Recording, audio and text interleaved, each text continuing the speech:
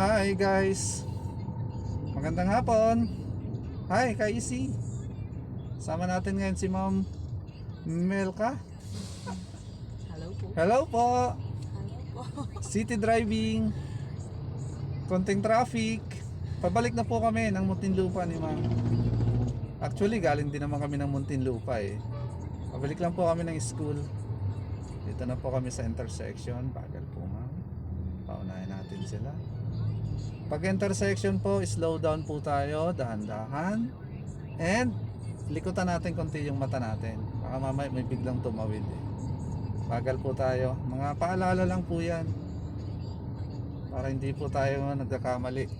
Sa pagdadrive po, wag din nating ini-insist yung right of way po natin. Alam to ni ma'am, di ba ma'am? Yes, tama yan. Wag natin i-insist yung right of way po natin, ha? Hindi po mababawasan yung yaman natin kung paminsan-minsan magigiveaway po tayo. Okay? Tandaan po natin na yung lisensya po natin ay privilege lang po yan. Hindi po natin karapatan ang pagkakaroon ng lisensya. Kaya pwede po yung isuspend or i-revoke sa atin ng gobyerno po. Kasi yan po ay pribilehiyo lang.